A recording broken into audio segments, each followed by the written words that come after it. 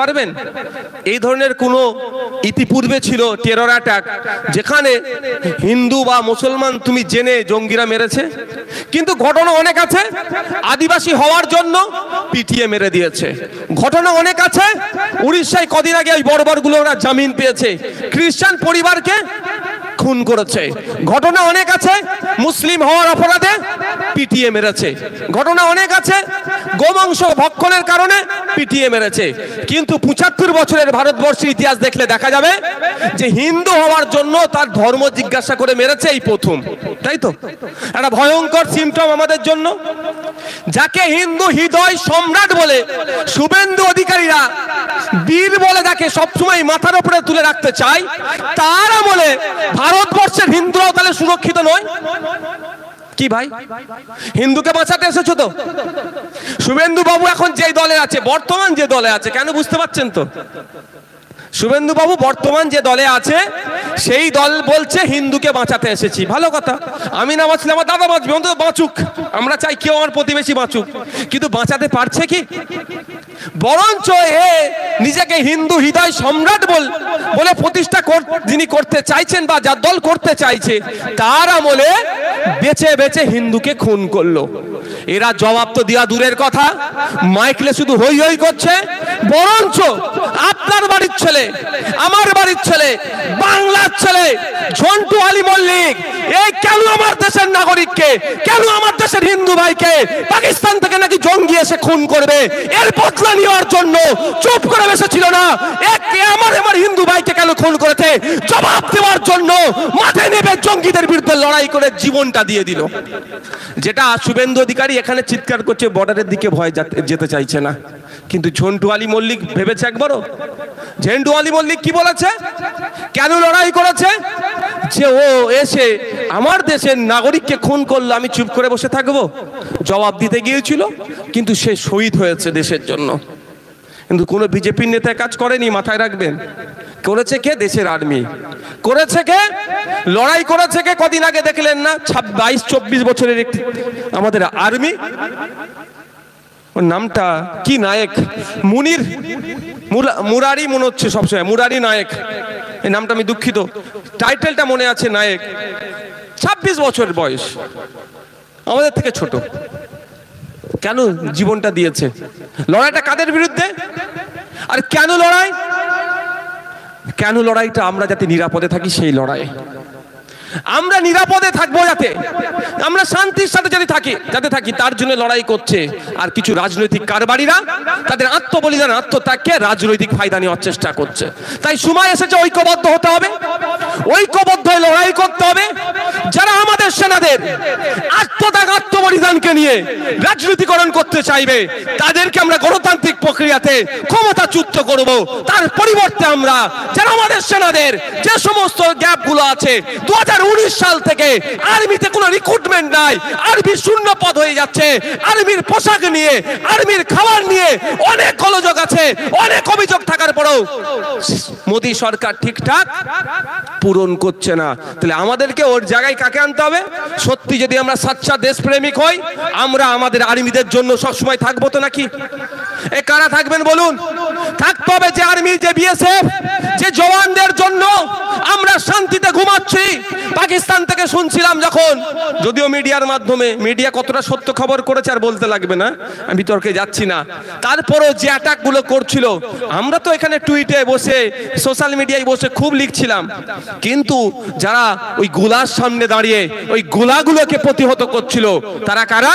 আমাদের আর্মি। তারা তাই আর্মির ক্ষেত্রেও 2019 সালের পরে আর কোনো রিক্রুটমেন্ট হয়নি, শূন্য পদ বেড়ে গিয়েছে। সেই আর্মির শূন্য পদ পূরণের দাবিও আমরা এখান থেকে করছি।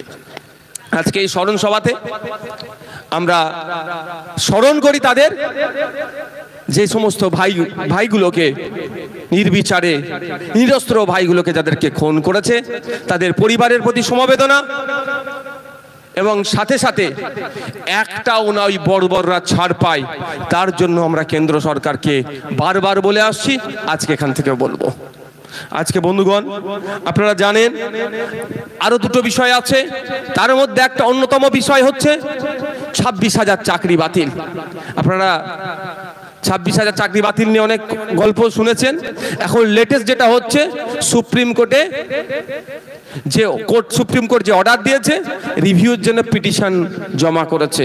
কিন্তু আমি একটা কথা বলি, সুপ্রিম কোর্টে যদি ইতিহাস দেখা যায়, যদিও দীর্ঘদিনের ইতিহাস যদি দেখা যায়, দেখলে দেখা যাবে রিভিউ কতটাও সার্থক হয়নি।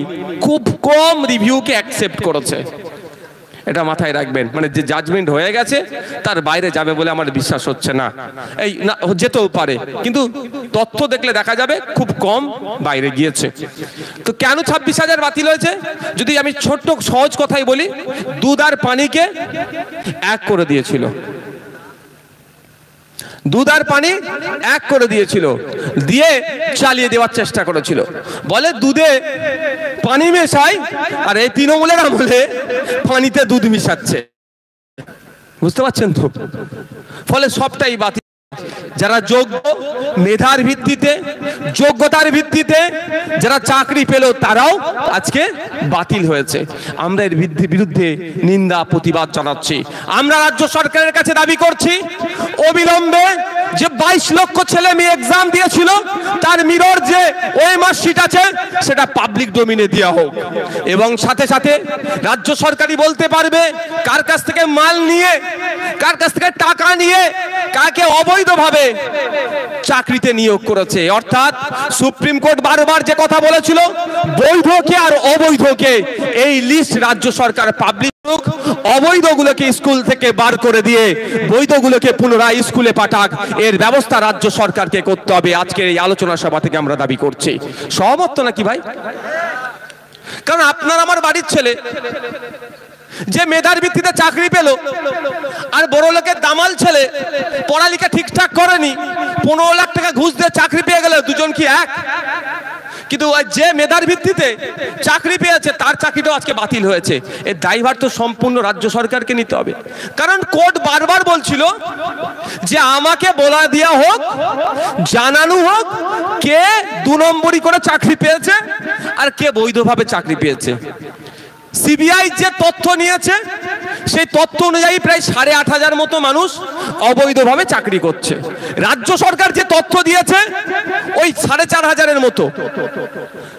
এসএসসি যে তথ্য দিয়েছে, ওই 6,500 মতো। আর পর্ষদ যে তথ্য দিয়েছে, 5,500 মতো। মানে ঘেটে ঘ করে দিয়েছে। কিন্তু এসএসসি, পর্ষদ, রাজ্য সরকার সবটাই কিন্তু রাজ্য সরকারের আন্ডারে থাকে। তাহলে 3 জন মিলে বসে একটা সঠিক তথ্য দিতে পারতো তো, যে এই তথ্যটা আমরা ফাইনাল দিচ্ছি যে 26,000-এর মধ্যে 8,000, 10,000, 5,000 যাই হোক না কেন, এরা অবৈধভাবে চাকরি করেছে, এদের বাদ দিয়ে দিলাম, বাকি যারা বৈধ তাদেরকে স্কুলে রাখুন। তাহলে সমস্যা হতো কি? কেন করেনি? এর মধ্যে কারণ আছে। আপনার এই বাদুরিয়ায় কি চাকরি বিক্রি হয়নি? কি মনে হয় আপনার? বাদুরিয়াতে চাকরি বিক্রি হয়েছে। কেমন করে হয়েছে? কন্ট্রাক্ট করেছে, তুই চাকরি 15 লাখ টাকা দিলে চাকরি হবে, 15 লাখ টাকা দিয়েছে। যে টাকা তুলেছে সে কি 15 লাখ টাকা আত্মসাৎ করেছে? সে করেনি, সে 1 লাখ ম্যাক্সিমাম। বাকি 14 লাখ কোথায় গেছে? এ ঘাট ও ঘাট করতে করতে কোনো একটা ঘাটে গেছে। সে ঘাট থেকে টাকা কি আর বান্ধবীর ফ্ল্যাটে রাখবে? ইউক্রেনে চলে গেছে। সে টাকা রাশিয়াতেও ব্যবসা হচ্ছে, সেটা জাপানে আছে ব্যবসা চলছে, জার্মানিতে ব্যবসা চলছে, সে টাকা দুবাইয়ে ব্যবসা হচ্ছে। আমি সেটাও বলে দিচ্ছি, প্রায় 8,000 কোটি টাকার ব্যবসা দুবাইয়ে চলছে। কে চালাচ্ছে সে তাকে একটু বার্তা দিয়ে রাখি, আপনি কার হাত দিয়ে চালাচ্ছেন সেটাও আমি নওশাদ সিদ্দিকী তথ্য খুঁজছে, ধরুন সময়ে তার নামটাও বলে দেবো, দুবাইয়ের কোন শায়েখ চালাচ্ছে এটা, সেটাও আমি তদন্তে আছি, চেষ্টা করছি। কারণ দুবাই তো এখান থেকে অনেক দূরে, ছোটখাটো মানুষ ওখানে পৌঁছাতে পারছি না, তবে কিছু পৌঁছে গেছি, পা গলিয়ে দিয়েছি বার করার, বাকিটা শরীরটা ঢুকালেই বেরিয়ে আসবে কে আছে। তো 8,500 কোটি টাকা, এটা মাথায় রাখবেন। তো চলে গিয়েছে। এবার ধরুন আপনার এই চাকরি বাতিল হলো, যারা অবৈধ তারা তো স্কুল থেকে ছাঁটাই হবে। তারা এসে প্রথম কাকে ধরবে? আপনার এলাকায় যার হাতে 15 লাখ টাকা দিয়ে চাকরি পেয়েছিল, বলবে তুই আমার চাকরি দিতে পারিস নি, বাতিল হয়েছে, টাকা ফেরত দে। সে ক টাকা ফেরত দিতে পারবে? 1 লাখ নিয়েছে নিজের জন্য, এদিক সেদিক ফেরত দিতে পারবে, আর বাকি 14 লাখ দিতে পারবে? তাহলে যদি না ফেরত দিতে পারে, পিঠের চামড়া তার থাকবে? চামড়া থাকবে না। সে তখন বলবে কি পরের ঘাট কাকে দিয়েছে? পরের ঘাটের জেলার একটা তৃণমূলের নেতা নাম বেরিয়ে পড়তে পারে, তার কাছে পাবলিক ছুটবে, একে ধরে নিয়ে যাবে বা সিবিআই তাকে তুলতে পারে, এইরকম করতে করতে বড় নেতার কাছেও চলে যাবে। ওটা না হয় সেই জন্য বলছে আমি কেন ডুববো, সবাইকে নিয়ে ডুববো।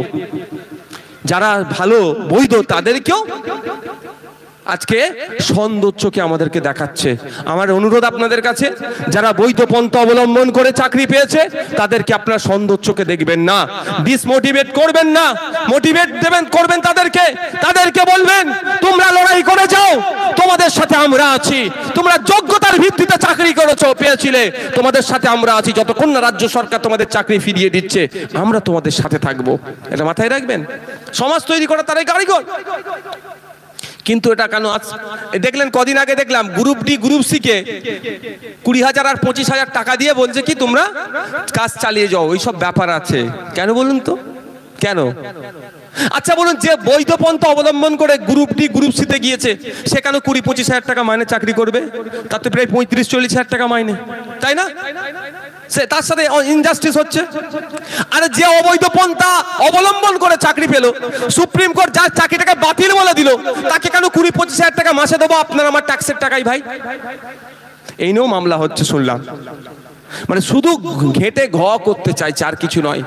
এই পর্যন্ত চুরি করে ফেলেছে, দুর্নীতি করে ফেলেছে, দুর্নীতির হাত থেকে কিভাবে বাঁচবো সেই জন্য এইগুলো করার চেষ্টা করছে। তাই আমাদের এখান থেকে একদম স্পষ্ট বার্তা রাজ্য সরকারকে, অবিলম্বে ওএমআর শিট পাবলিক করা হোক এবং তাকে কারা কারা অবৈধ পন্থা অবলম্বন করে চাকরি পেয়েছে তাদেরকে ছাঁটাই করে আমাদের রাজ্যের যে সমস্ত ছেলে মেয়েগুলো মেধার ভিত্তিতে চাকরি পেয়েছিলেন তাদেরকে পুনরায় স্কুলে পৌঁছানো হোক। এই দাবি আমরা এই আলোচনা সভা থেকে তুলছি। আপনারা সহমত তো ভাই? তৃতীয় যেটা আছে বিষয়বস্তু আজকে, সেটা হচ্ছে আমাদের যে কেন্দ্র সরকার শুধু সংখ্যার জোর দেখিয়ে, শুধুমাত্র সংখ্যার জোর দেখিয়ে পার্লামেন্টে বিরোধী এমপিদের নিয়ে আসা যুক্তি তর্ককে গ্রাহ্য না করে কিছু পুঁজিপতিদের হাতে, কিছু জমি মাফিয়াদের হাতে, কিছু জমি ব্যবসায়ীদের নজর পড়েছে ওয়াকফ সম্পত্তির উপরে, সেটাকে বরকরার মানে নজর যে পড়েছে সেটাকে কেড়ে নেওয়ার জন্য একটা বিল পাস করিয়েছে, একটা অ্যামেন্ডমেন্ট সংশোধনীর মাধ্যমে একটা আইন তৈরি করেছে, ওয়াকফ অ্যামেন্ডমেন্ট অ্যাক্ট 2025 সালে। এই বিলের আমরা প্রত্যাহার করতে বলছি, এই বিলের আমরা বিরোধিতা করছি। কেন প্রত্যাহার করতে বলছি, কেন বিরোধিতা করছি একটু আপনারা জানতে চান? যারা জানতে চান একটু হাত তুলবেন, যারা জানতে চান হাত তুলুন।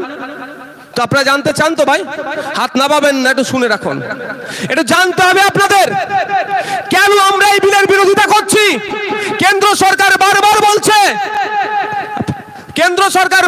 বলছে তার কিছু লোককে দিয়ে এই বিলে নাকি মুসলিম মহিলাদের উপকার হবে, এই বিলের মাধ্যমে নাকি মুসলিম পরিবারের বিধবা মহিলাদের উপকার হবে, এই বিলের মাধ্যমে নাকি মুসলিম গরিবের উপকার হবে, এই বিলের মাধ্যমে নাকি মুসলিম বাচ্চার যারা ছেলে আছে তাদের উপকার হবে। যখন মোদি এ কথাটা বলল, বিজেপি যখন শুরু করেছিল তখন আমার সন্দেহ হয়েছিল মোদি মুসলমানের ভালো করবে, মোদি গরিব হিন্দুর ভালো করেনি, ও আবার মুসলমানের ভালো করবে। মোদি কোনো হিন্দুর ভালো করেনি, আমি আপনাকে বলছি গরিব হিন্দুর ভালো করেনি। মোদি কার ভালো করছে? কাদের বলুন? শিল্পপতিদের। আর মমতা ব্যানার্জিও গরিব মুসলমানের ভালো করেনি, মমতা ব্যানার্জি তার দলের লাঠিয়াল মুসলমানদের ভালো করছে। কমন মুসলিম যারা আছে গরিব তাদের ভালো করেনি। লাঠিয়াল যারা মারপিট করতে পারবে, যারা বোম বাঁধবে, যারা অশিক্ষিত, যারা সমাজে নোংরামি করবে, যারা বুথ দখল করবে, যারা হিংসা ছড়াবে, এই মুসলমানদের ভালো মমতা ব্যানার্জি করছে। আর কেন্দ্রের বিজেপি সরকার কোন হিন্দু মুসলমান নয়, শিল্পপতি যারা আছেন ওনার বন্ধু লোক যারা আছে তাদের ভালো করছে। যখন বললো মোদি ভালো করবে মুসলমানদের, আমি বললাম একটু আইনটা তো একটু পড়তে হবে। তখন বিল ছিল, একটু পড়াশোনা করলাম, করে দেখছি তো ভয়ঙ্কর ভাবে উপকার করতে চাইছে মোদি। আমার যেটা সন্দেহ হয়েছিল সেটাই বাস্তবে হয়েছে। যাক, সেই বিষয়ে আমি গুটি কয়েক কথা বলবো, কেন আমরা এর বিরোধিতা করছি। সর্বপ্রথম বলি, সারা ভারতবর্ষে 32টা ওয়াকফ বোর্ড আছে। কটা? 32টি ওয়াকফ বোর্ড আছে। এই বোর্ডগুলোর মাধ্যমে কাজ কি? সেই রাজ্যের সেই এলাকার ওয়াকফ সম্পত্তি যেগুলো আছে দেখভাল করা। এই ওয়াকফ সম্পত্তি দেখভাল করার জন্য ডাইরেক্ট ম্যানেজমেন্ট যেগুলো নাই, যেগুলো মোতওয়াল্লি দিয়ে আছে, তার থেকে 7% ইয়ারলি যে রেভিনিউ আসবে তার 7% ওয়াকফ বোর্ডে আসবে। ওই 7% এসে কি হবে? জমা হবে। ওই জমা হওয়া 7% গুলোকে নিয়ে এক জায়গায় করে মুসলিম মহিলাদের বিবাহের জন্য খরচ করবে। আমার মনে হয় লাস্ট 15 বছর আমাদের পশ্চিমবাংলার ওয়াকফ বোর্ডের মহিলাদের জন্য 1 টাকাও খরচ করেনি। এটা এদের দোষ। তা বলে ওয়াকফ বোর্ডটাকেই তুলে দেবো কি ভাই? হতে পারে? ওয়াকফ বোর্ডের ক্ষমতা কেড়ে নেবো, এটা হতে পারে? আজকে যারা চালাচ্ছে তারা চোর ডাকাত, তাই জন্য দেয়নি। কালকে বিশ্বজিৎ দা, নওশাদ সিদ্দিকীরা ক্ষমতায় আসবে, এই সঞ্জীব বাবুরা ক্ষমতায় আসবে, তখন যেটা প্রাপ্য তাদের বুঝিয়ে দেবে। তা বলে আপনি বোর্ডই তুলে দেবেন? বোর্ডের ক্ষমতাই তুলে দেবেন? 7% রেভিনিউ আসতো, সেই টাকা থেকে কি হবে? গরিব বাচ্চারা পড়াশোনার জন্য স্কলারশিপ দেওয়া হতো। সেই টাকা থেকে আনুষঙ্গিক সমাজ গঠনের জন্য সমাজ কল্যাণমূলক কাজ হতো। ওয়াকফ বোর্ডের এই 7%। মোদি এসে আপনার ভালো চাইছে, ভালো কথা। নতুন যে আইন করেছে সেই আইনে বলেছে 7% এর পরিবর্তে 5% ওয়াকফ বোর্ডকে দিতে হবে। ভাই, ওয়াকফ বোর্ড দুর্বল হলো না শক্তিশালী হলো? 100 টাকায় 7 টাকা জমা হতো। এই 7 জমা হয়ে হয়ে হয়ে হয়ে যে টাকাটা থাকতো সেই টাকা নিয়ে কি হতো? স্কলারশিপ দিত বাচ্চাদের, মহিলাদের বিবাহের জন্য দিত, আরো আনুষঙ্গিক কাজ হতো। এখন 100 টাকায় 5 টাকা জমা করতে বলছে। তাহলে টাকা বেশি হবে না কম হবে? বলুন। কম হচ্ছে, তাহলে কাজ কম হবে না বেশি হবে? তাহলে মোদি আপনার ভালো করলো? মোদি যদি আপনার ভালো চাইতো তাহলে বলতো। আর যদি 7-এর পরিবর্তে 14 যদি হতো, আমি স্টেজ থেকে মোদির বিরোধিতা করতাম না, আমি মোদির গুণগান গাইতাম। কারণ 100 টাকায় তখন 14 টাকা জমা হবে। 7-এর পরিবর্তে মোদির দরকার কি ছিল? 14 করা। তা না করে 7-এর পরিবর্তে 5 করেছে। এই উপকার আপনার করছে, উপকার নয় অপকার করছে। আগে ছিল আইনে 1995 সালে যে প্রিন্সিপাল অ্যাক্ট ছিল ওয়াকফের, সেই আইনে বলা ছিল ওয়াকফ সম্পত্তি নিয়ে কেউ দুর্নীতি করলে তার 2 বছর পর্যন্ত জেল হবে। মোদি আমার মুসলিম মায়েদের কথা এত ভেবে ফেললেন, মুসলিম গরিব বাচ্চাদের কথা এত ভেবে ফেললেন, এখন ওয়াকফ নিয়ে কেউ দুর্নীতি করলে ওই জেলটা কমিয়ে 6 মাস করে দিয়েছে। তার মানে ওয়াকফ তোরা চুরি কর, তোরা জেলটা কম হবে। মানে বুঝতে পারছেন? মোদি যদি মুসলমানদের ভালো চাইতো, মুসলমান মহিলাদের ভালো চাইতো, মুসলমান সমাজের বাচ্চাদের ভালো চাইতো, ওয়াকফ বোর্ডকে শক্তিশালী করতে চাইতো, সত্যি ওয়াকফ সম্পত্তি না বেহাত হয়, তাহলে মোদিজি গর্জন করে বলতো যে আমি আইন যে নতুন নিয়ে এসেছি সেই আইনে ওয়াকফ সম্পত্তি কেউ দুর্নীতি করলে তার 12 বছর পর্যন্ত জেল হয়ে যাবে। তাহলে তো বলতাম মোদি সত্যি মুসলমানদের ভালো করছে, তাই না ভাই? যদি 12 বছর কেউ জেল হয়, কেউ আর চুরি করতে যাবে ওয়াকফ? কিন্তু এটা করেনি কেন বুঝতে পারছেন? মানে ওর বন্ধু লোককে দিয়ে চুরি হয়তো করাবে, এই মানে যত পারবে সমস্যা তৈরি করো। তার আমি কিছু কথা বলবো, তার আগে একটা জিনিস আপনারা ক্লিয়ার করি। একটা বাজে প্রচলন আছে বা মিথ্যা প্রচার করা হচ্ছে কি, যে ধর্মনিরপেক্ষ রাষ্ট্র মুসলমানদের ধর্মীয় সম্পত্তি রক্ষণাবেক্ষণের জন্য আইন আছে, হিন্দু ভাইদের কেন নাই? এটা কিন্তু একটা ভুল বার্তা ছড়ানো হচ্ছে। হ্যাঁ, এটা ধর্মনিরপেক্ষ রাষ্ট্র। যে সংবিধান তৈরি হয়েছিল, এই সংবিধান তৈরি করতে গিয়ে বাবা সাহেব আম্বেদকরের অক্লান্ত পরিশ্রম করে যে সংবিধান আমাদেরকে উপহার দিয়ে গেছে, সেই সংবিধানের মধ্যে প্রত্যেক ধর্মের, প্রত্যেক জাতের, প্রত্যেক বর্ণের মানুষের সমাধিকারের কথা বলে গেছে। আর্টিকেল 14টা দেখলেই সেটা বোঝা যাবে। কিন্তু এটা মিথ্যা প্রচার আমাদের মধ্যে করে হিন্দু মুসলমানের মধ্যে বিভেদ তৈরি করতে চাইছে কারা? বিজেপি। আর এই যে প্রচার করছে তাকে আটকানোর দায়িত্ব কার বলুন? আমার? রাজ্য সরকারের। যে তোমাদের রাজ্য হচ্ছে, মমতা ব্যানার্জিরা আটকাচ্ছে না কেন? আইএসএফ কে হুমকি চুমকি দেবে, বিজেপিকে এরা মাখা করবে। কারণ এরা তো চায় রাজ্যে যত বিজেপি হই হই করবে, সংখ্যালঘু ভোটের 95% ভোট তাদের কোলে উঠে বসে থাকবে। আর 2-4টে আমার মতো, তোমাদের মতো যারা আছে, ওই মিথ্যা কেস দেখে মাঝে মধ্যে জেলে রাখবে। তাই তো? কিন্তু জানতে হবে এই কথাটা যেটা বিজেপি প্রচার করছে সম্পূর্ণ ভুল, অসত্য কথা। কারণ সারা ভারতবর্ষের মুসলিম সম্প্রদায়ের যে ধর্মীয় রিলিজিয়াস এন্ডোমেন্ট গুলো আছে সেইগুলো রক্ষণাবেক্ষণের মাধ্যম কি 32টা কমে বোর্ড মিলে রক্ষণাবেক্ষণ করে। কটা? 32টা ওয়াকফ বোর্ড আছে, তারা রক্ষণাবেক্ষণ করে। তার মাথায় সেন্ট্রাল ওয়াকফ কাউন্সিল আছে। ঠিক আছে? তাহলে আমার হিন্দু ভাইদের ধর্মীয় সম্পত্তি রক্ষণাবেক্ষণের দায়িত্ব কার? ভারত সরকারের নিশ্চিতভাবে, রাজ্য সরকারগুলো নিশ্চিতভাবে। তা আইন আছে কিনা না একটু দেখে নেওয়া যাক। যারা অসত্য কথা বলে তাদেরকে উত্তর আপনারা দেবেন। কারণ আপনাদের বলে রাখি, যেমন ওয়াকফ প্রিন্সিপাল অ্যাক্ট 1995 তৈরি হয়েছে। 1954 আগে, দেশ স্বাধীনের আগে থেকে ওয়াকফ আইন ছিল। প্রিন্সিপাল অ্যাক্ট হিসাবে যখন পরিগণিত হয়েছে 1995 সালে লাস্ট ছিল। তারপরে 2013 সালে একবার অ্যামেন্ডমেন্ট হয়েছে, আবার 2025 সালে এরা করলো। তো দা উত্তরপ্রদেশ শ্রী কাশী বৈশ্বনাথ টেম্পল অ্যাক্ট 1983 সালে তৈরি। বিখ্যাত মন্দির জানেন তো উত্তরপ্রদেশের? কাশী বৈশ্বনাথ মন্দির। ওই মন্দির হচ্ছে মন্দিরের সম্পত্তি রক্ষণাবেক্ষণের জন্য আইন কত সালে? উত্তরপ্রদেশ সরকারের 1983 সালে তৈরি হয়েছে। এই ধরনের অনেক আছে, অনেক রাজ্যের আইন আছে। The Tamil Nadu Hindu religious and charitable endowments act 1959 সালে তৈরি হয়েছে। তামিলনাড়ু রাজ্যে হিন্দু ধর্মের ধর্মীয় সম্পত্তি এবং চ্যারিটেবল এন্ডোমেন্টস যেগুলো আছে তার রক্ষণাবেক্ষণ কিভাবে হবে না হবে, কিভাবে চলবে, ঠিক ওয়াকফ সম্পত্তি কিভাবে থাকবে না থাকবে, কিভাবে চলছে, আমার ভিন্ন সম্প্রদায়ের মানুষজন যারা আছে তাদের জন্য একই আইন আছে। আচ্ছা, এখন চর্চা খুব বেশি কোথায় বলুন তো? কোনটা নিয়ে বলুন? পুরীর জগন্নাথ ধাম নিয়ে না? পুরীর জগন্নাথ ধামের আদলে যেটা তৈরি করেছে আমি চরম বিরোধী। কিন্তু মন্দির মসজিদ সরকারের তৈরি করার কথা নয়। 1 নম্বর কেন বিরোধী আমি বলছি, যে পুরীর জগন্নাথ ধামের আলাদা একটা ঐতিহ্য আছে তো, আলাদা একটা ইতিহাস আছে তো। 4টে ধামের মধ্যে একটা বিখ্যাত ধাম তো, তার আদলে যদি পাড়ায় পাড়ায় আমি ওই ধাম তৈরি করে দিই তাহলে ওই ধামের গুরুত্ব কমবে না? কমবে না? আমি একজন ধর্মনিরপেক্ষ মানুষ স্টেজে দাঁড়িয়ে এর বিরোধিতা করছি।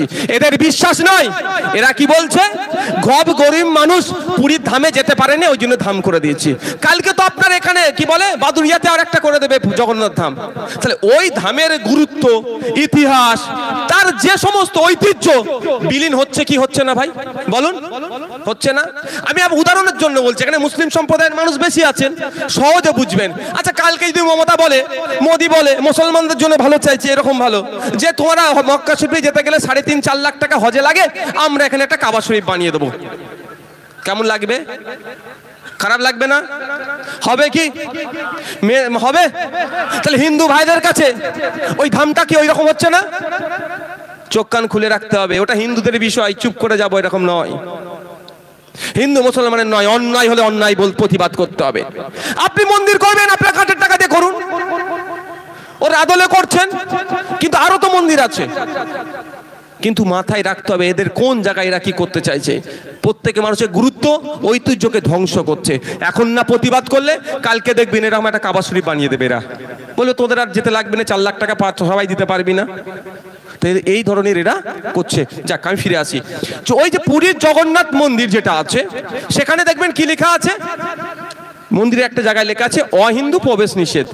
কেন যদি প্রশ্ন করি? কিন্তু এটা কি ভুল লিখেছে?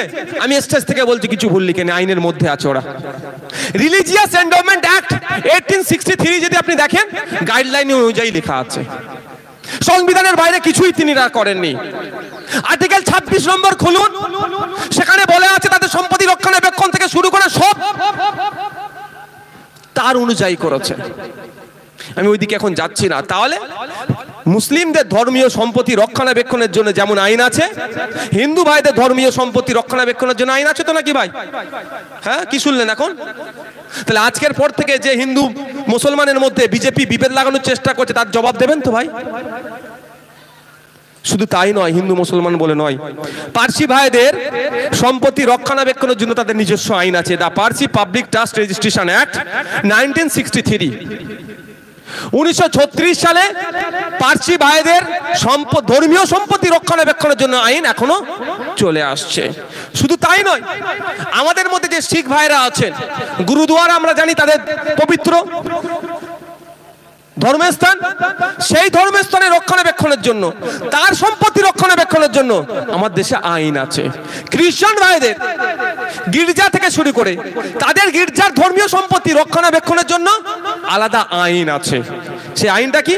The Sikh endowments or the Sikh gurdwaras and religious endowment act 1973, যে আইনটা এখন চলছে 1973 সালের, সেই আইনটাকে তারা সামনে রেখে তাদের গুরুদুয়ারা যে সম্পত্তি আছে বা ধর্মীয় আচরণ যা হবে ওখানে রক্ষণাবেক্ষণের জন্য আইন আছে। তাহলে প্রত্যেকটা জাতির মানুষের জন্য তাদের ধর্মীয় সম্পত্তি রক্ষণাবেক্ষণ, পরিচালনা, প্রোটেক্ট করার আইন আলাদা আলাদা আছে কিনা নাই ভাই? এটা দ্বারা তো প্রমাণ হলো। এটা শুনে হয়তো বিজেপি নেতারা বলতে পারে কি, এই নওশাদ সিদ্দিকী ভুল বলেছে। সেই বিজেপির নেতাকে বলবেন, তুই তো পাড়ার নেতা, তোদের রাজ্যের নেতা শুভেন্দু অধিকারী, তোদের রাজ্যের নেতা সুকান্ত মজুমদার, তোদের রাজ্যের নেতা দিলীপ ঘোষ, ওদেরকে বসা, আর অন্যদিকে নওশাদ সিদ্দিকীকে বসাবো।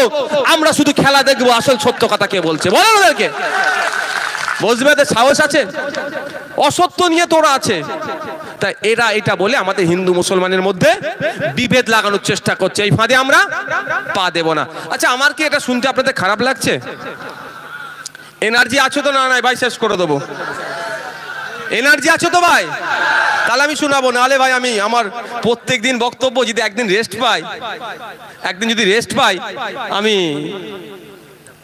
একটু শরীরটা রেস্ট পেতাম। এটা দাও তো। আমরা আর একটা ভুল প্রচার করে আইনের কোন কোন জায়গায় আমরা বিরোধিতা করছি সেইগুলো বলবো। কি ভুল করছে? ভুল প্রচার হচ্ছে যে ওয়াকফ বোর্ড নাকি যেখানে হাত দেবে সেটাই নাকি ওয়াকফ বোর্ডের হয়ে যাবে।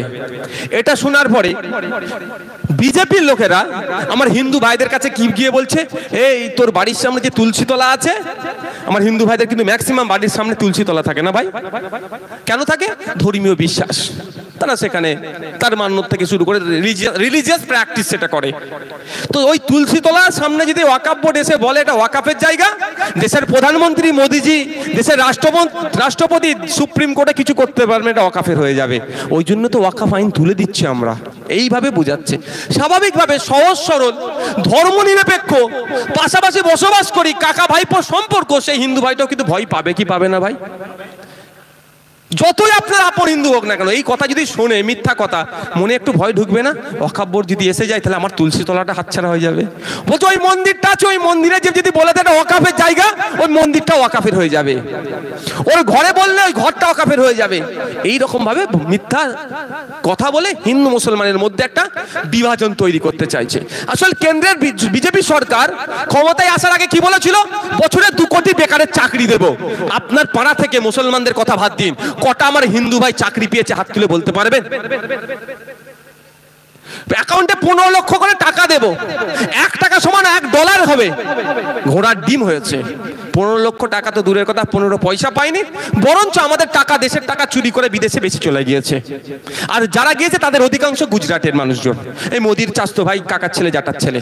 আমার এই সঞ্জয় বাবু তো নাকি সন্দীপদার কাকার ছেলে, মামার ছেলে নয়, সব মোদির কাকার ছেলে, মামার ছেলে। ও বা গুজরাটিরা গিয়েছে, তো আমরা বাঙালি গিয়েছে বলতে পারবে? আমাদেরকে কাকার ছেলে, মামার ছেলে যায়নি। তো বুঝতে হবে। তো এরা কি করছে? এই ব্যর্থতা ঢাকার জন্য হিন্দু মুসলমান করো, এই ব্যর্থতা ঢাকার জন্য কি হিন্দু মুসলমান চালিয়ে দাও, ও ভালো খেয়ে যাবে। আর আমরাও এমন বড় ধার্মিক হয়ে গেছি, আমাদের ধর্ম শিখালো না অন্য ধর্মের মানুষকে ঘৃণা করতে। শ্রী রামকৃষ্ণ দেব, স্বামী বিবেকানন্দজি, মা সারদা দেবী একবারের জন্য শিক্ষা দিল না যে অন্য ধর্মকে তুমি হিংসা করো। হযরত পীরপুরার পীর আবু বকর সিদ্দিক রহমাতুল্লাহ আলাইহি, মুর্শিদাবাদের পীর আল্লামা রুহুল আমিন রহমাতুল্লাহ আলাইহি, সর্বোপরি হযরত মুহাম্মদ সাল্লাল্লাহু আলাইহি ওয়াসাল্লাম অন্য ধর্মের মানুষের প্রতি ঘৃণা করতে শিখালো না। আমরা এত বড় ধার্মিক হয়ে গেছি, অন্য ধর্মের মানুষকে নাক ছিটকাচ্ছি। সেই সুযোগটাই মমতা মোদী নিচ্ছে, ধর্মের ধ্বজা ধরিয়ে দিচ্ছে আমাদের হাতে, বলছে এই ব্যাপারটা হবে। কিন্তু আমার ছেলে খেতে পাচ্ছে না, সেই হুঁশ আমার নাই। ফিরে আসি, তারা ব্যর্থতা হয়েছে, ব্যর্থতা ঢাকার জন্য কি বলছে? এই ধরনের আইন পাস করিয়ে সম্পত্তি লুট করতে চাইছে। যখন হিন্দু মুসলমান কাঁধে কাঁধ মিলিয়ে লড়াই করতে চাই, তখনই কি বলছে? এটাই এই হয়ে যাবে। আচ্ছা বলুন, ওয়াকফ বোর্ডের যদি এই ধরনের আইন থাকে, আপনারা বিরোধিতা করবেন না? জোরে বলুন। যদি এই ধরনের আইন থাকে ওয়াকফ বোর্ড যেখানে যে ঝান্ডা বুঁধবে সেটা কবের হয়ে যাবে। এখানে বলেন আমি অ্যাসেম্বলি হাউসের মধ্যে বলেছিলাম ওই আইনের বিরোধিতা নওশাদ সিদ্দিকী সর্বপ্রথম করবে, কারণ এই আইন তুলে দেওয়া দরকার, প্রত্যাহার করানো দরকার, যে মানুষের উঠোনে গিয়ে তুমি ঝান্ডা লাগিয়ে দিয়ে তোমার সম্পত্তি বলে দেবে। কিন্তু এই ধরনের আইন নাই। আইন যদি থাকতো এই ধরনের এতদিন রাখতো, প্রথম কথা।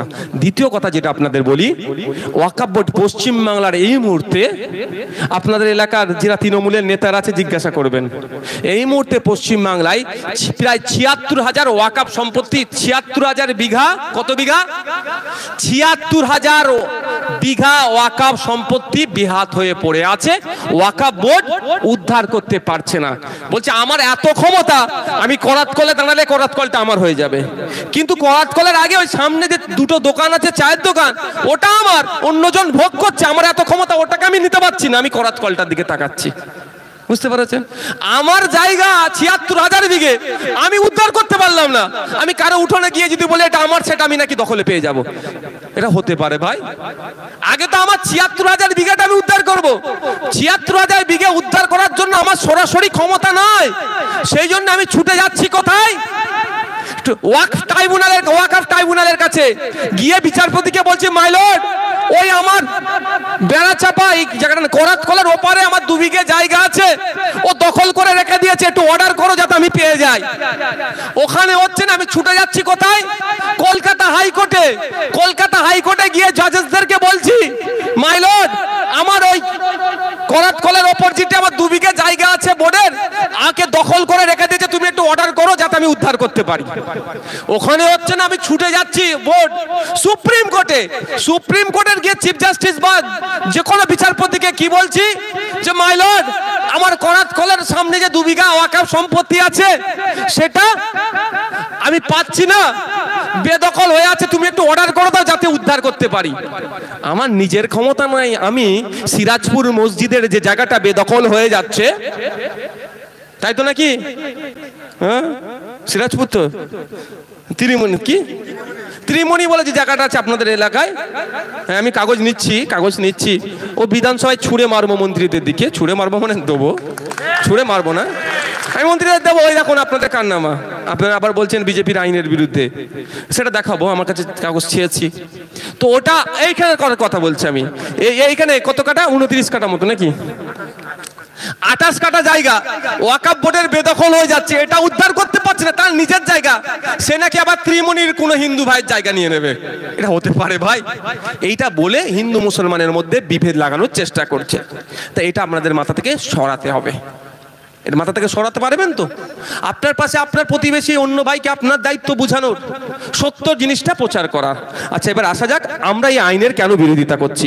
এই আইন সংবিধানের 14, 15, 25, 26, 29, 300 ক, 300 এর ক এই ধরনের আর্টিকেলগুলোকে ভায়োলেট করছে।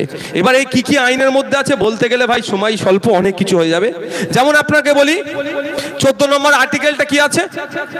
ইকুয়ালিটি বিফোর ল, সমতার কথা বলা আছে। এরকম ভাবে আপনার 15 নম্বর আর্টিকেলে ধর্ম, বর্ণ, জাতি, লিঙ্গ অথবা জন্মস্থানের কারণে পৃথকভাবে না দেখার কথা বলা আছে। কেন পৃথকভাবে দেখা হচ্ছে এখানে? এখানে আমি কিছু ব্যাখ্যাতে গেলে আপনারা পাবেন। 26 নম্বরে বলা আছে যে যাদের এই সম্পত্তি যারা আছে আপনার,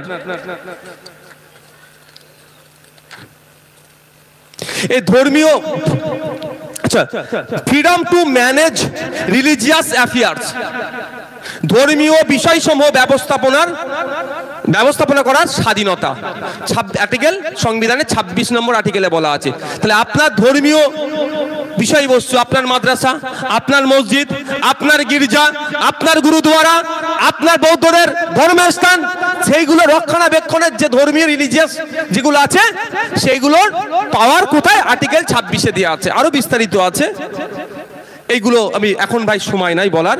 মেন পয়েন্টে আমি আসি যে আমরা বিরোধিতা করছি কেন। দুটো পয়েন্ট বললাম। এইবার বিরোধিতা করার কারণ হচ্ছে ইন্ডিয়ান লিমিটেশন অ্যাক্ট 1963 আইনে বলা আছে এই যে এইটা কার নিজস্ব কারো সম্পত্তি, কারো সম্পত্তি তো। এই সম্পত্তির ধারে যদি কেউ 12 বছর ধরে একটা কুড়ে ঘর হোক যাই হোক করে বসে যায় না, কিন্তু মালিক ওকে তুলতে পারবে না, আর সাবজুডিস ম্যাটার হয়ে যাবে। কোর্ট কিন্তু ওর পক্ষে রায় দিয়ে দেবে, ওকে সত্তার মালিক বানিয়ে দেবে। এটা কিসের ভিত্তিতে? ইন্ডিয়ান এভিডেন্স অ্যাক্ট 1963-র কিছু প্রভিশন আছে, সেটার ভিত্তিতে। কিন্তু এই 2025 সালে ওয়াকফ সংশোধনী আইনের হওয়ার আগে পর্যন্ত ওয়াকফ সম্পত্তিতে 12 বছর কেন 22 বছর কেউ বসে থাকলে সেটা তুলতে পারতো না, সেটা সত্তার মালিক হতে পারতো না। ক্লেম করলো, কোর্ট ওর পক্ষে কথা বলবে না, এই আইন ছিল। কিন্তু মোদি উপকার করলো আপনার না অপকার করলো ভাই বলুন? মোদি আইন করে দিল কি, কেউ যদি এই জায়গা দখল করে রাখে, হয়তো এখন উদ্ধার করতে পারছেন না, মামলা চলছে, চেষ্টা করছেন বোঝাবার মৌখিকভাবে, দীর্ঘকাল হয়ে গেছে। যে নতুন আইন করেছে এই আইনের ভিত্তিতে আর আপনি তুলতে পারবেন না। এটা আপনার লাভ হলো না লস হলো? বলুন, লস হয়েছে। তো এই হচ্ছে আইনের আমরা বিরোধিতা করছি। এবার প্রশ্ন এখানে আমার আসবে, কেন আবার বিরোধিতা করছি? আর্টিকেল 14 কি বলছে? সমঅধিকারের কথা বলছে। আর্টিকেল 15 কি বলছে? জাত, ধর্ম, লিঙ্গ কাউকেও পৃথক ভাবে দেখা যাবে না। মুসলিমদের ধর্মীয় সম্পত্তিতে লিমিটেশন অ্যাক্ট প্রযোজ্য ছিল না, আপনি সেটা তুলে দিলেন। খ্রিস্টানদের ধর্মীয় সম্পত্তিতে লিমিটেশন অ্যাক্ট প্রযোজ্য নয়, এটা এখনো আছে। হিন্দু ভাইদের ধর্মীয় সম্পত্তিতে 12 বছর কেন 22 বছর 2200 বছর কেউ যদি থাকে সেটা সে দখল নিতে পারবে না, আইনটা এখনো আছে। যে কোনো ধর্মের মানুষের ধর্মীয় সম্পত্তিতে 22 বছর থাকলেও সে তার সত্তার মালিক হতে পারবে না, এই আইন আছে। শুধুমাত্র মুসলমানদেরটা সরিয়ে দিল, এর জন্য আমরা বিরোধিতা করছি। মুসলমানদের সরিয়ে যদি না রেখে দিয়ে যদি খ্রিস্টানদেরটা সরিয়ে দিত তারও আমরা বিরোধিতা করতাম ভাই। যদি পার্সিদেরটা সরিয়ে দিত, বাকি সব রেখেছে, পার্সিদেরটা সরিয়ে দিয়েছে, তারও আমরা বিরোধিতা করতাম। এটা শুধুমাত্র মুসলমানদের উপর আঘাত দিল না, সংবিধানের 15 নম্বর আর্টিকেলের উপর আঘাত দিল। তাই আমাদের লড়াই সংবিধান বাঁচানোর লড়াই। মুসলমানদের সম্পত্তি কেড়ে নিচ্ছে, তার থেকে বড় কথা হচ্ছে সংবিধানের আর্টিকেলের উপর আক্রমণ হচ্ছে। এই সংবিধান পাওয়া নিয়ে আনার জন্য, এই দেশ স্বাধীন দেশ করার জন্য আপনার আমার পূর্বপুরুষেরা জীবন উৎসর্গ করেছে। প্রায় 200 বছর ধরে ব্রিটিশদের বিরুদ্ধে লড়াই করলো, যে সংবিধান পেলাম, যে গণতন্ত্র পেলাম, ধর্মীয় স্বাধীনতা পেলাম, আজকে বিজেপি সেইগুলো কেড়ে নেওয়ার চেষ্টা করছে। এর বিরুদ্ধে আমাদের লড়াই। শুধুমাত্র মুসলমানদের সমস্যা এরকম ব্যাপার নয়, এটা সংবিধানের উপর আক্রমণ। এবার এটা কেন করছে? মোদির বন্ধুদের নজর পড়েছে কলকাতার দামি জায়গাটাতে। কলকাতার যে ফাঁকা দামি জায়গাগুলো আছে তার 5টার মধ্যে 3টে হচ্ছে ওয়াকফ সম্পত্তি। মোদির বন্ধুর নজর পড়েছে দিল্লির দামি জায়গাগুলো, ফাঁকা জায়গাগুলোতে। দিল্লির যে ফাঁকা দামি জায়গাগুলো আছে বা কবরস্থানগুলো আছে, তার যেগুলো দামি জায়গার মধ্যে কিছু কবরস্থান আছে, আর কিছু কবরস্থান ছাড়াও দামি জায়গা 5টা থাকলে 2টো হচ্ছে ওয়াকফের। গুজরাট, সারা ভারতবর্ষের যে কটা বড় বড় শহর আছে সেই বড় বড় শহরের কবরস্থান আছে, তাই না? আর কবরস্থান দেখবেন ওয়াকফ সম্পত্তি। ওইগুলোতে এরা ফাঁকা জায়গা দেখতে পাচ্ছে, ওদের নজরে পড়েছে। কাদের? মোদির বন্ধুর নজরে পড়েছে। তাই বন্ধুকে গিফট করতে হবে, বন্ধুকে তুলে দেওয়ার জন্য আপনার আমার পাড়াতে হিন্দু মুসলমান লাগিয়ে দিয়ে, লড়াই বাঁধিয়ে দিয়ে আইন তৈরি করে বলবে দেখ মুসলমানদেরকে জব্দ করে দিচ্ছি। কিন্তু জব্দ করার পরে সম্পত্তিটা কি আমার হিন্দু ভাইকে দেবে নাকি? গরিব হিন্দুকেও দেবে না। কাকে দেবে? মোদির বন্ধুকে দেবে। জমি হাঙ্গরদের নজরে পড়েছে।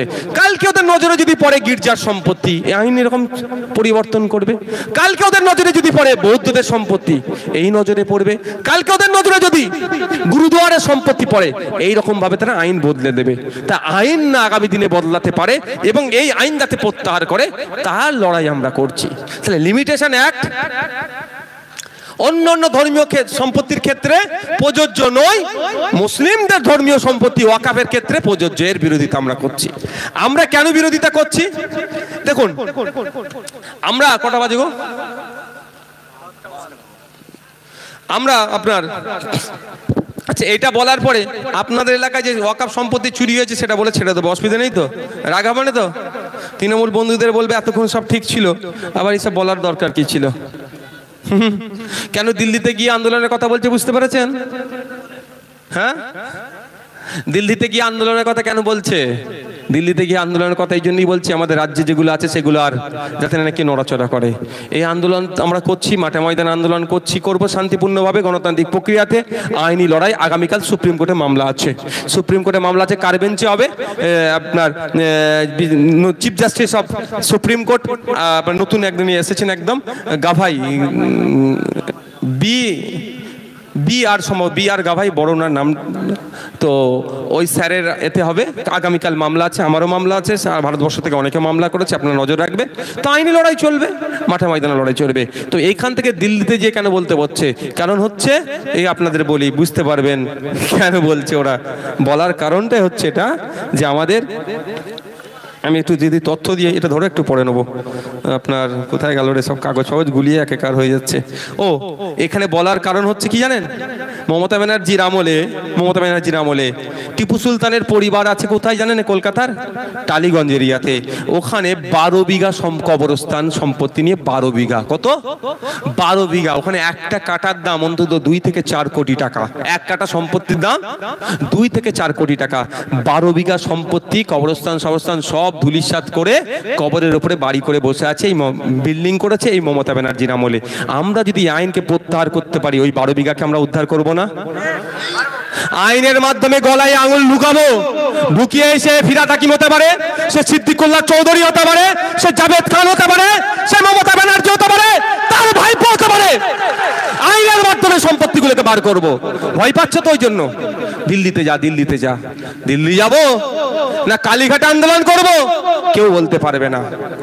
গণতান্ত্রিক রাষ্ট্র, মোদির আমরা প্রজা নয়, মোদি আমাদের রাজা নয়। মোদিজি আমাদেরকে দেশের প্রধানমন্ত্রী, তাকে 100 বার সম্মান দিতে হবে, সম্মান দেব। মমতা ব্যানার্জি আমাদের রাজ্যের মুখ্যমন্ত্রী, তাকে আমরা 100 বার সম্মান দিতে হলে দেব, তাতে কোনো আমার অসুবিধা নাই। কিন্তু মোদি মমতা যদি বলে, ডাইরেকশন দিয়ে দেয় কে কি খাবে, কে কি পড়বে, কে কোথায় আন্দোলন করবে, ও নওশাদ সিদ্দিকী মানবে না। যে ইচ্ছা মানো, কারণ আমার হাতে সংবিধান আছে, আমার সংবিধান আমাকে প্রোটেস্টের, প্রতিবাদের, আন্দোলনের পূর্ণ স্বাধীনতা দিয়েছে। সুতরাং সংবিধান আমাকে যে স্বাধীনতা দিয়েছে, কোনো মন্ত্রী আমার এই স্বাধীনতা কেড়ে নিতে পারবে না। তো তার জন্য আমার লড়াই চলবে। তাতে আমি বারবার বলি, আমি প্রত্যেকটা জায়গায় প্রোগ্রাম করছি, তো আটকাবে, কোর্টে যাবো, কোর্ট থেকে পারমিশন নিয়ে আসবো, নিয়ে এসে প্রোগ্রাম করবো। মারামারি হানাহানিতে কেউ যাবো না। যাক, যেটা বলছিলাম, তো কেন এখানে বলছে বুঝতে পেরেছেন? দিল্লি গিয়ে কবরস্থানের ওপরে, কলকাতাতে ওয়াকাফ সম্পত্তির ওপরে মদের দোকান। এ দেখুন, 2019 সালে এটা পাবলিশড হয়েছিল।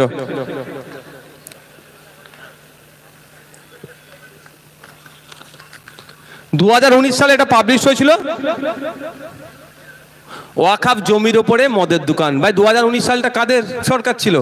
বামেরা। যা হয়তো বামেদের এরা দোষ দেয়, আর কেন্দ্রের বিজেপি সরকার নেহেরুকে দোষ দেয়। যা হচ্ছে সব নেহেরুজির দোষ, কংগ্রেসের দোষ, আর আমাদের রাজ্যে যা হয় সব বামেদের দোষ। তো 2019 সালে মদের দোকানের ছবিটা দেখাচ্ছি তো ভাই। হ্যাঁ, এটি আমি ভুল করি, আমার নামে নোটিশ ছাড়বে না? ভেবেছেন কি ছেড়ে দেবে নাকি? এই জন্য এরা বলছে যাতে এইগুলো না আর এখানে আলোচনা হয়, যা আলোচনা হবে সব দিল্লিতে গিয়ে হোক। শুধু তাই নয়, আমি আপনাদের বলি, পশ্চিমবাংলার বিধানসভাতে এমন মন্ত্রী ঢুকে বসে আছে, এমন তৃণমূলের বিধায়ক আছে, বিধানসভার বাইরে কাউন্সিলর থেকে শুরু করে তৃণমূলের এমন নেতারা আছে, ওয়াকাফ সম্পত্তি খেয়ে বসে আছে। এই যে 76,000 বিঘা ওয়াকাফ সম্পত্তি লুট হয়ে আছে, কারা লুট করেছে ভাই? এই গরিব সাধারণ মানুষ ওয়াকাফ সম্পত্তি লুট করে বসে থাকতে পারবে যদি তাদের পেছনে না পার্টির ব্যাকআপ থাকে বা পার্টির নেতা না হয়? এই 76,000 বিঘা সম্পত্তির মধ্যে খোঁজ নিয়ে দেখা যাবে প্রায় 70,000 বিঘা সম্পত্তি তৃণমূলের যারা চামচাগিরি করছে নেতারা খেয়ে বসে আছে। ওই জন্য তো দিল্লির রাস্তা দেখাচ্ছে, এর জবাব দিতে হবে। কলকাতার কলেজ পার্ক স্ট্রিট আপনারা জানেন? কলকাতার পার্ক স্ট্রিট জানেন তো? এক কাটা জায়গার দাম কত? চোখ দাঁড়িয়ে যাবে কিনতে গেলে। আমি শুনি না দাম, ওই জন্য ভাই কিনতে পারবো না, অত টাকা নেই। এক কাটা জায়গা তো বাড়িও করতে পারবেন না, করতে গেলে 2-5 কাটা জায়গা নিতে হবে। ওখানে এক কাটা জায়গার দাম বিশাল। মোটামুটি শুনে আপনারা শুনে লাভ হবে না। যার টাকা আছে করাত কলের মালিক খালিক হতে পারে, যদি বেশি টাকা থাকে বা শুনে নেবে, যে জানাবে আমাদেরকে। মোটামুটি 2-5 কোটি টাকা। ওখানে 12 কাটা জায়গা আছে, অনেক আছে, ডাইরেক্ট ওয়াকফ বোর্ড ম্যানেজমেন্ট করে, মতুয়াল্লি নয়। সেই জায়গাও প্রাইভেট ডেভেলপারকে দিয়ে ডেভেলপ করাচ্ছে। মানে কি বুঝতে পারছেন? মাল আমরা তাহলে এই সম্পত্তিগুলো আমরা বার করবো আগামী দিনে। নিউ মার্কেট থেকে শুরু করে বিভিন্ন জায়গায় কলকাতার, ইভেন আপনাদের এলাকায় বলছি, আপনাদের এলাকায় বসিরহাট সাব ডিভিশনে প্রচুর ওয়াকফ সম্পত্তি আছে, লুট হয়ে যাচ্ছে, এগুলো উদ্ধার হবে। সেই জন্য পীর গোরাজাত আব্বাস হুজুরের মাজারের ওখানে 1000 বিঘা ওয়াকফ সম্পত্তি আছে, মানে 10 বিঘাও এখন আছে, কি সন্দেহ আছে কি? হ্যাঁ, 92 কাটা রেখেছে। এটা কি রাখার দরকার? সবাই মিলে এ করে ও যদি মাজারটা তোলা যেত ওটা মনে খেয়ে নিত এরা, ওই মাজার চত্বরটুকু আছে, তো এগুলো তো বার করবো ভাই। এইবার হচ্ছে 1963 সালের যে আইন দিয়ে দিচ্ছে এরা, যে কোনো সময় বার করার ক্ষমতা ছিল ওয়াকফ বোর্ডের। আপনি আমি ওয়াকফ বোর্ডকে শক্তিশালী করতে পারলে ওয়াকফ বোর্ড বার করতে পারতো, কিন্তু মোদিজি যে আইনটা নিয়ে এসেছে আর ওগুলো বার করতে পারবেন না, কারণ তারা বলে 12 বছর হচ্ছে হানাচি তানাচি, এইবার অনেক আইনের ফাঁদ দেখাবে। মানে তাহলে ওই 1000 বিঘে সম্পত্তি থেকে 92 কাটা বাকি রইল, মানে 92 কাটাটাই থেকে গেল, আর ওই যে বাকি যেগুলো আছে সেগুলো আর 997 বিঘা সম্পত্তি বেহাত হয়ে গেল, আর নতুন করে উদ্ধার করতে পারবেন না। আইন এমন করেছে, এর বিরোধিতা আমরা ওই জন্য করছি, আমরা এর বিরোধিতা ওই জন্য করছি, আপনাদেরকে জানিয়ে রাখা দরকার। একটা ভয়ঙ্কর যে আইনটা নিয়ে এসেছে, আপনাদের এখানে যারা মুসলিম সম্প্রদায়ের আছেন, আপনাদের এখানে ঈদগাহ, কবরস্থান, মসজিদ 50 বছর 100 বছরের আছে, এরকম অনেক আছে তো ভাই, আছে তো? আমি দায়িত্ব নিয়ে বলছি, একটাও কাগজ পাবেন না।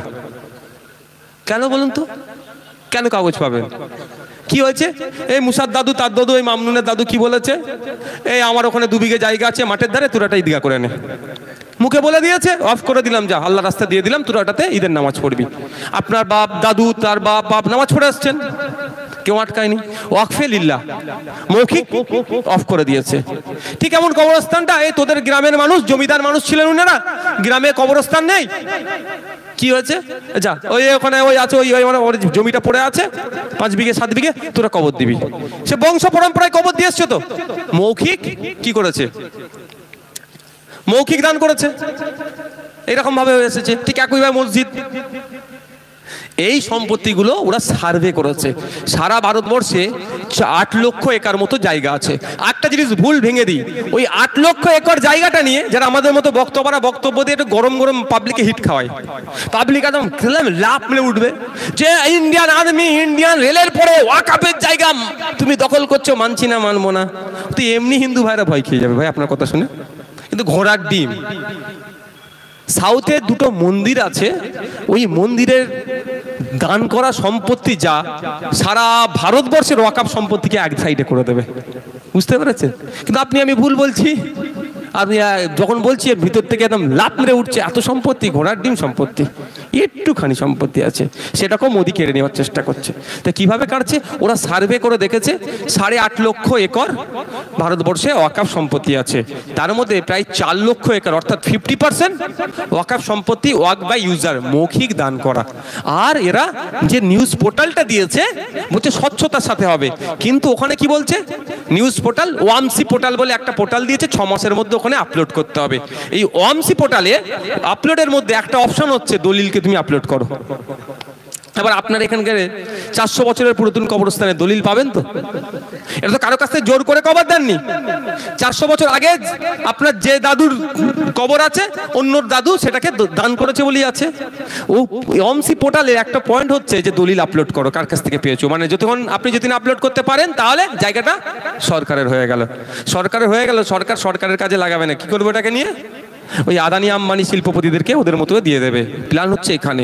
এরই আমরা বিরোধিতা করছি। তো আপনার দাদুরা যে ওয়াক বাই ইউজার মৌখিক দান করেছে, এটা বৈধ কি অবৈধ আগে এটা জেনে রাখা দরকার। জেনে রাখা দরকার তো নাকি ভাই? এনার্জি লস সবার, আর কম মিনিট আছে, এই 1-2 মিনিট লাগবে এটা বলতে। ওয়াক বাই ইউজার অর্থাৎ আপনার বাপ দাদুরা যে সম্পত্তিটা দান করেছে সেটা বৈধভাবে দান করেছে না অবৈধভাবে? এবং এতে সুপ্রিম কোর্ট কি বলছে, 2000 সালে সুপ্রিম কোর্টে একটা মামলা হয়েছিল, লিয়াকত আলী বলম মোহাম্মদ জামিল, একটা মামলা হয়েছিল 2000 সালে, মামলার যেটা অর্ডার এসেছিল, সেই মামলাতে বলেছে মৌখিক দানটা বৈধ। শুধু তাই নয়, আমি ইসলামিক ল বাদ দিলাম, সাইডে রাখলাম, আমি ইসলামিক ল যেটা মুসলিম পার্সোনাল ল আছে তার 24 নম্বর পয়েন্টটাকে সাইডে রেখে দিলাম। ভারতবর্ষের আর বেশ কিছু 3টা আইন দিচ্ছে, একাধিক আইন আছে। একটা হচ্ছে ইন্ডিয়ান এভিডেন্স অ্যাক্ট 1872। এই আইন অনুযায়ী মৌখিক হেবাটা, মৌখিক দানটা বৈধ। ইন্ডিয়ান কন্ট্রাক্ট অ্যাক্ট 1872, এই অনুযায়ী মৌখিক দান যেটা করেছিল আমার পূর্বপুরুষেরা সেটা বৈধ। ট্রান্সফার অফ প্রপার্টি অ্যাক্ট 1882, এই অনুযায়ী মৌখিক হেবাটা বৈধ। তাহলে মোদি 50% সম্পত্তি এক লপ্তে আপনার কাছ থেকে কেড়ে নেওয়ার জন্য এই আইনটা নিয়ে এসেছে। মুসলমানদের উপকার করলো না অপকার করলো?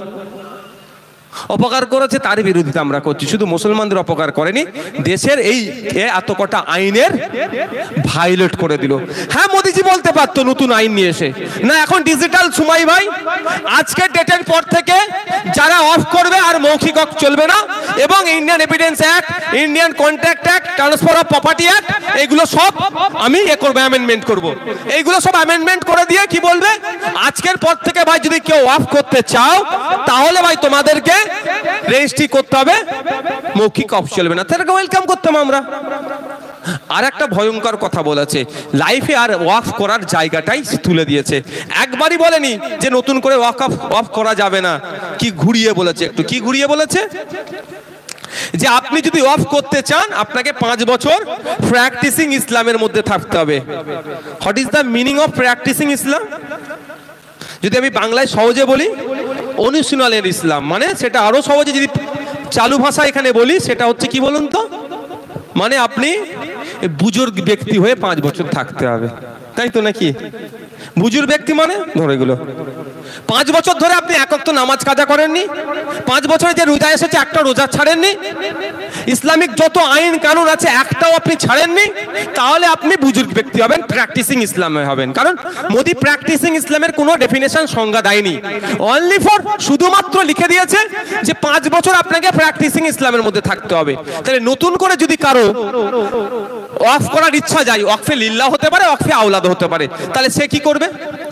কনসার্ন ডিপার্টমেন্টকে গিয়ে কি বলবে যে আমি আমার সম্পত্তি অফ করব।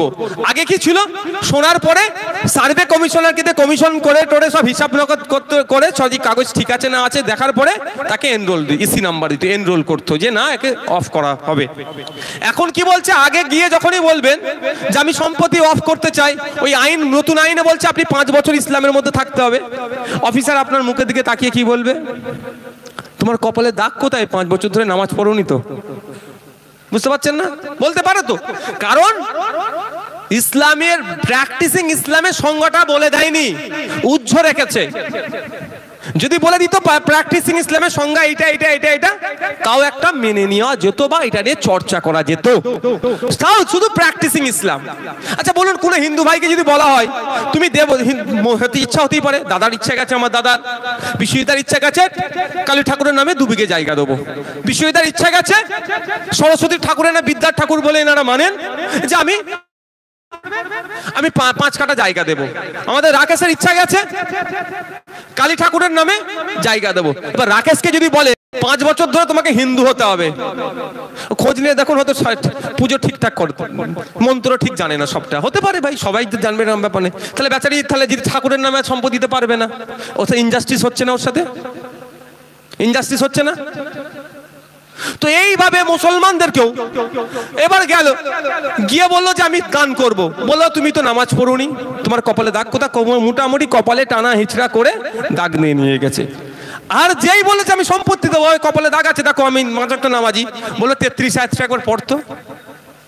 এখানে এখানে যারা আছে বলুন তো একবার, মুসলমানরা কতজন 33 আয়াত পড়, আমি কাউকে পরীক্ষা করব না, বুঝতে পারছো তো? তাহলে তুমি তোমার সম্পত্তি আর দিতে পারবে না। আমি 33 আয়াতের কথা ছেড়ে দিলাম, আমি ধরলাম উনি জানেই না 33 আয়াত কি জিনিস। যদি বলে এবারে রমজান মাস গিয়েছে, 29টা রোজা হয়েছে, তুমি তো 25টা রোজা রেখেছো, 4টা কেন তুমি দিয়েছো, তুমি তাহলে 5 বছর ধরে প্র্যাকটিসিং ইসলামের মধ্যে নাই, তুমি সম্পত্তি দিতে পারবে না। মানে নতুন করে সম্পত্তি অফ করার জায়গা বেঁধে দিল। হয়তো গেছেন, গিয়ে প্যান্ট পরে গিয়েছেন, গাঁটের নিচে হয়তো কাপড়টা আছে, এই তুমি ইসলামিক কানুন কেন মানোনি, তুমি অফ করতে পারবে না। মানে যেটা চেষ্টা, যেমন মানে আমি পুলিশের বদনাম করছি না, পুলিশ আমাদের বাড়ির সদস্য, পুলিশ আমাদের পরিবারে। বলা একটা কথাই আছে, পুলিশ যদি মনে করে কোনো বাইকওয়ালাকে ফাইন করবো, কিছু না কিছু ভুল বেরোবেই বেরোবে। সব পুলিশ নয় ভাই, অনেক পুলিশ আছে মাথা তুলে লড়াই করে, তারা গুলি খেয়ে অমিতাভ কোথায়, দার্জিলিং এ যে অপদার্থগুলোর বিরুদ্ধে মামলা ছিল, আমাদের এসআই অমিতাভকে গুলি করেছে, সে অপদার্থ আবার তৃণমূলের ঝান্ডা ধরেছিল। লজ্জা লাগা দরকার তৃণমূলের ওপরে। যে আমাদের পুলিশকে খুন করলো, সেই পুলিশকে আবার তৃণমূলে জয়েন করিয়েছে, সেই খুনিকে আবার তৃণমূলে জয়েন করিয়েছে এরা। কিন্তু তাহলে আপনার যদি ভুল ধরতে হয় তাহলে হবে না, এটা কি মেনে নেওয়া যাবে? ভারতবর্ষে এই ধরনের কোনো আইন আছে? কোনো খ্রিস্টান যদি ইচ্ছা করে সম্পত্তি উৎসর্গ করব, তার বেলায় আটকানো নাই, মুসলমানের বেলায় আপনি আটকাচ্ছেন কেন? এটা তো আপনার ইকুয়ালিটির ব্রেক হচ্ছে। 15 নম্বর 16 নম্বর 14 15 নম্বর আর্টিকেলে আঘাত লাগছে, তার বিরোধিতা আমরা করছি। আপনি বলেন কপালে না দাগ থাকলে আপনি নামাজি কি নামাজি নয়, এটা কি প্রমাণ হবে? তাহলে আপনি 5 বছর ধরে ইসলামকে সব ভালোভাবে মেনে চলছেন কি চলছেন না, তার জন্য কি করতে হবে? সাথে বগলে করে একটা অফিসার দিয়ে দিতে হবে। আমি যেখানে যাব সাথে করে নিয়ে যাবো, দেখো ভাই আমি আজকে আসলাম যদুরহাটি বাজারে, আমি জোরে আসরে নামাজ পড়েছি, অফিসার দেখবে, নোট করবে। যাওয়ার সময় মাগরিবের নামাজ যেখানে হবে সময় হবে, মাগরিবের নামাজ পড়েছে নোট করবে।